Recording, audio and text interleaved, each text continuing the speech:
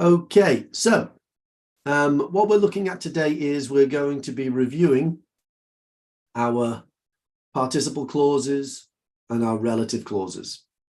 Okay, so participle clauses and relative clauses, we've introduced them already this week. So let's go and see what we can do in terms of reviewing it. Do we understand them? Can we use them well? But before we do that, let's go into a little bit of detail and just go through what we said those participle clauses were yesterday, because I am aware it was a lot of information to take in yesterday. So let's go through those. And we'll just go through a few examples again. And then we'll go through that. We'll ask you what the relative clauses were, and then I'll go and ask you to do me a couple more examples of participles, and then we'll compare participle and relatives. Okay, so if you remember yesterday, we looked at a couple of different things. We introduced what we said by participles. A present participle is a verb that ends in ing. Okay, it can be used as a gerund. I love cycling. It can be used in continuous. It can be used as an adjective. They're called present participles. A past participle is the third form of a verb. So if I was to ask for the third form of some verbs, give me the third form of eat. Eaten. Eaten. Yes, eaten. Yeah. How about the third form of no? No. No. You. No. Yeah. The third form of fly. Flown. Flown. Okay, the third form of seek. Sought. Sought. Sought. Yes. Sought. We did that in the vocab class this week, didn't we? So sought, yeah. So those are the third form. So it's really important for us to know that when we do the different participle clauses, sometimes we do present participles like this, and sometimes we do perfect participles. And the perfect participles is having plus the past participle. That's how we make it.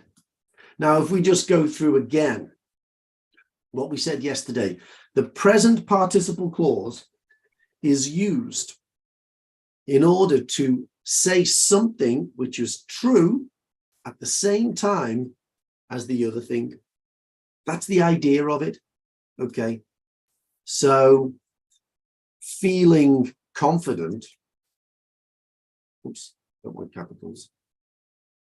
Feeling confident. Paul kicked the ball. Okay. So if you think about it, what happened? Kick the ball. Paul kicked the ball. Yeah.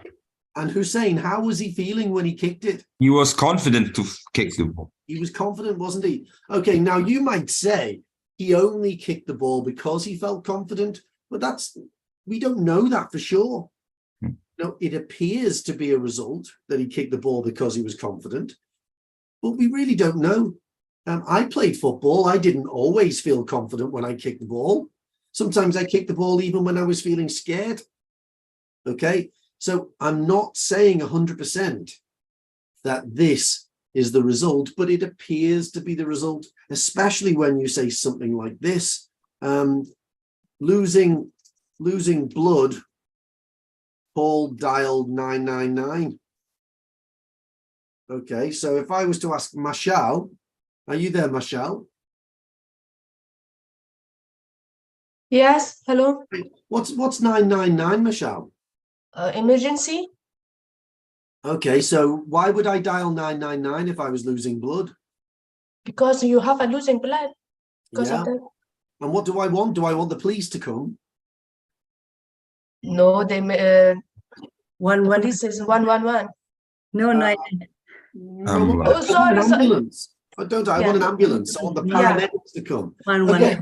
Now you might say it's really obvious. The only reason Paul dialed 999 is because he was losing blood. But that is a conclusion that you've made in your head. Just like if I said Paul fell off his bike, oops, and hit his head. Okay, you're thinking the reason that Paul hit his head is because he fell off his bike. But really, I've chosen to use and.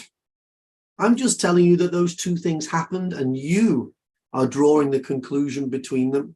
If I say Paul hit his head as a result of falling off his bike, there is no room for any other meaning. Okay, it is absolutely 100% because he fell off his bike that he hit his head. But imagine this situation.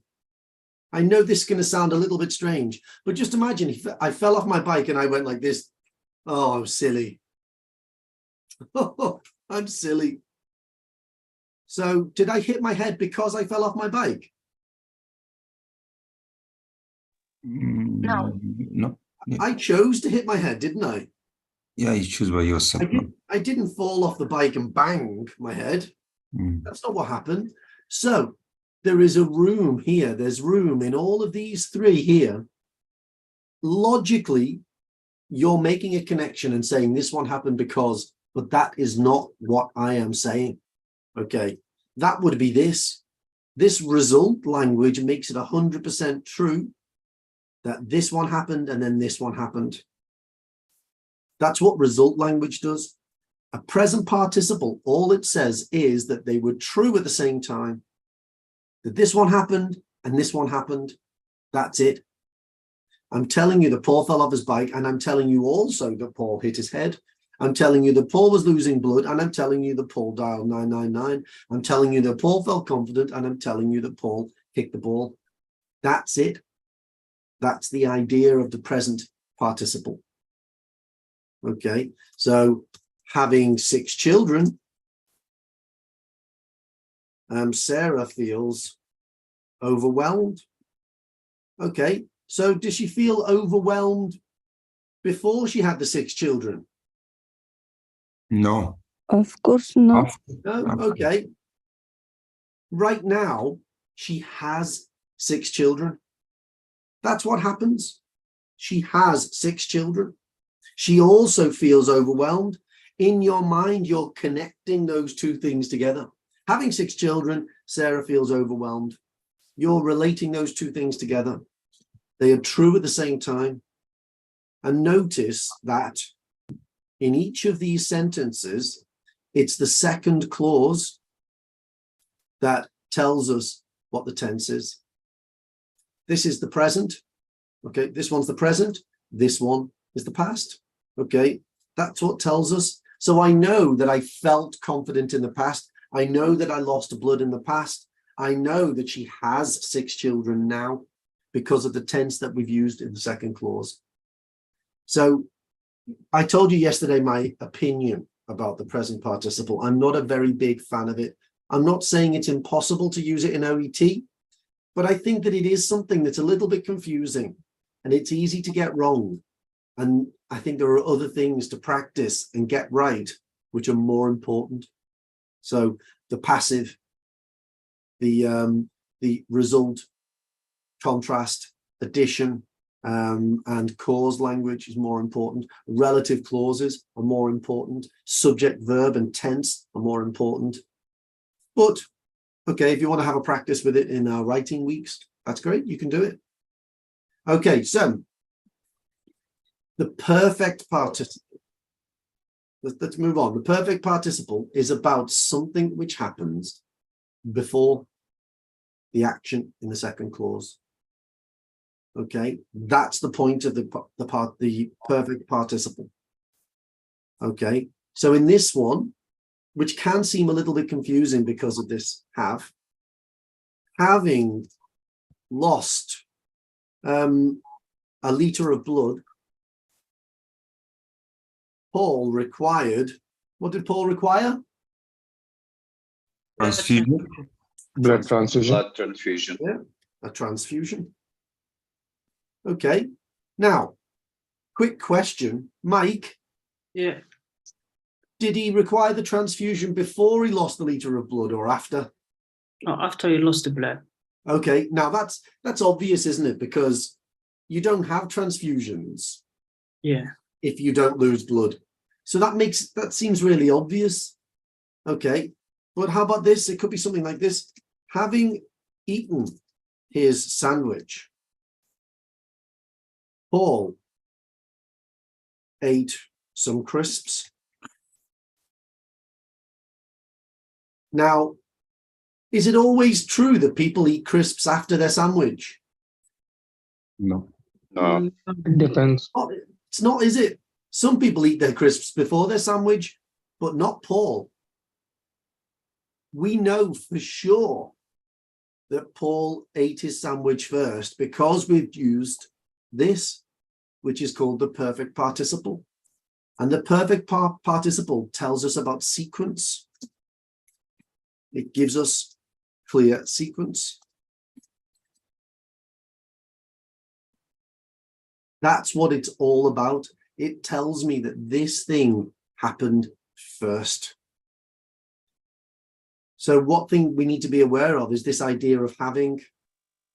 Here, having is what type of verb? Does anyone know what it's supposed to be?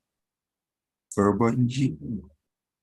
Gerund. Gerund. Correct. It's a gerund, which is not a verb, but it's supposed to be, it's a gerund of an No. auxiliary. Auxiliary. In this case, it's a main verb turned into a participle, because here it's about to have, which is to possess, to own. Here, it's not it's not a participle of a main verb, it's a participle of an auxiliary verb. And I think that this can be confusing for people. What people will do is they'll say this, having had 6 children. Well, that's different. Okay. If you say to having had 6 children, that means you're referring to the birth of the 6 children. She feels overwhelmed. Now, it is overwhelming, I imagine, to give birth 6 times. Physically, it must be very difficult. Okay, so it could be overwhelming, but it changes the meaning of the sentence completely. You're saying that she's overwhelmed by the process of having given birth to 6 children. Whereas if you say having 6 children, you're saying the thing that's overwhelming is that there are 6 kids running around. That's a completely different sentence. So you have to be careful with that. Okay, so perfect participles are to tell us that things happen before other things. Do I have any? Sorry, Paul. on, Can we Monica. use any subject here or not? Normally, we are using like that all the time. Well, give me a sentence which would be different. So it is my question. We can use any subject or not normally. For example, having some. Normally we should start with having or for any auxiliary ing. It's a clause, yeah. Okay. Sorry, in a perfect participle, it has to be having. There's no Okay. other word that goes Okay. first. Okay, so Okay. it's not being. No, No. Okay. having. Okay, so having done, having gone. Now, what you can do is you can put that in the second part. Paul ate some crisps. With medication having taken, yeah? Yeah, okay, so we could say Paul's condition improved dramatically.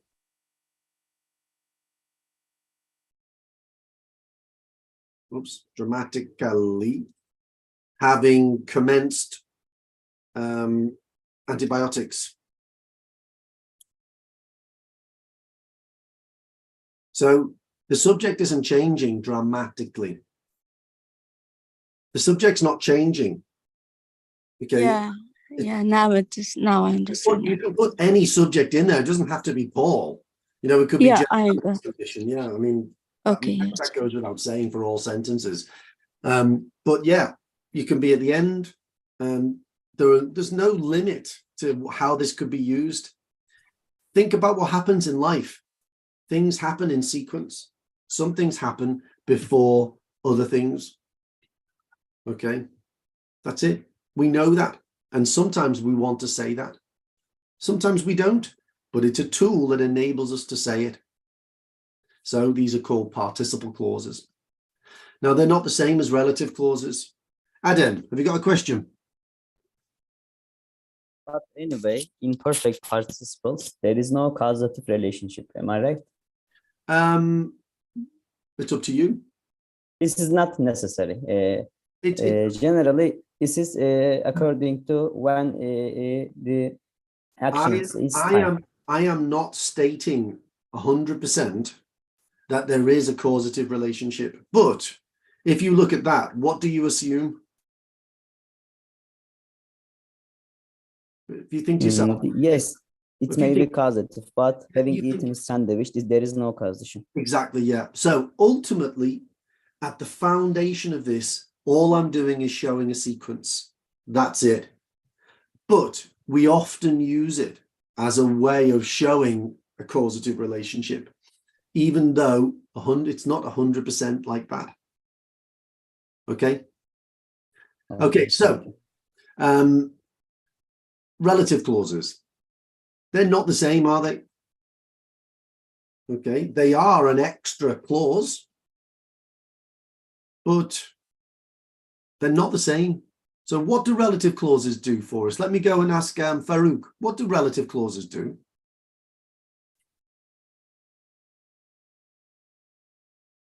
Hello, Farouk, are you there? The result and Ismail, what are relative clauses?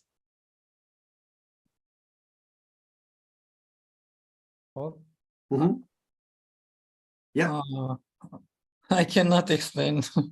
You can't explain what well, you can do one though, can't you? You could say Ismail lives in Turkey, should result and which is half in Europe and half in Asia. Bring two ideas together. We have reviewed relative clauses this week, guys. Yeah. Sorry, Paul, did you call? and cause Sorry, I was in a phone call. Did you ask Okay. something? No, it's okay, don't worry about it. Okay, so what does which mean? it's a relative. Turkey. Lincoln. Turkey, doesn't it? Yeah, it means Turkey. Come on, guys, let's wake up. We know this. We've done this before. So Turkey is which? I'm telling you that Turkey is half in Europe, half in Asia. Okay, I could also do this. Ismail lives in Turkey, which means he can easily fly to London. Okay, now what does which mean? Turkey. Lives in Turkey. It means the whole. All the whole thing. Yeah, it means the whole thing. You can't say Turkey means he can fly to London. That doesn't make sense. You wouldn't say Ismail can easily fly to London because of Turkey. That doesn't make sense. But you can say Ismail can fly to London because he lives in Turkey. So which in this case means the whole situation. So relative clauses, in this case, we're talking about Defining. Okay, these are non-defining clauses. What they do is they just add something extra. Because if I say Ismail lives in Turkey, is that a complete sentence? Yeah. Yes. Yes. Yes, it is. Of course it is. Ismail is a subject. Here's a verb. I'm telling you where he lives. I don't have to continue that sentence. I've just added the stuff at the end because I think that you'll find it useful, because I think you'll find it interesting. So it's a really useful summarizing tool in OET. Okay, so for instance, Ismail commenced antibiotics yesterday, which will be completed in 10 days. Okay. The morning. Now I can take this word yesterday if I want to. Where can I put it? At the end. At the beginning. At the beginning. Okay. So I can put yesterday here. So when you can move that timestamp around, it's okay to put it at the end. But what does which mean? Antibiotic. Antibiotics. Isn't it? That's what it means. So it's the Normally modify the noun, yes? Say that again. The relative clause modify the noun normally, yes? It doesn't modify the noun. Oh, it is related to. It is It related. tells me about the noun. Extend. Yes. Yeah. Okay. It tells me about the noun. So it's a really useful way for us to make our sentences longer and add new ideas in. And if you think about it, in the case notes, what this says is it goes like this. It will say, started antibiotics.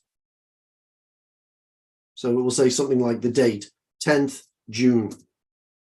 Started antibiotics. And then later on, in request or discharge plan, it will say something like antibiotics end. And it will say something like, what we say, 10 days after discharge. We completed in 10 days. So yesterday, so it will be 21st June. So that's what it will say. And in between, there'll be loads of other case notes. And what you do in your plan is you say, okay, I'm going to put those two things together. And instead of writing two different sentences, I'm going to put them together. And I'm going to use a relative clause to enable me to do it. And that's a really good, useful thing that enables you to summarize and make your writing more concise. So what we'll do is we'll go and do another one of these, another review. I've got another quick one here that we're going to choose to do. And then I've got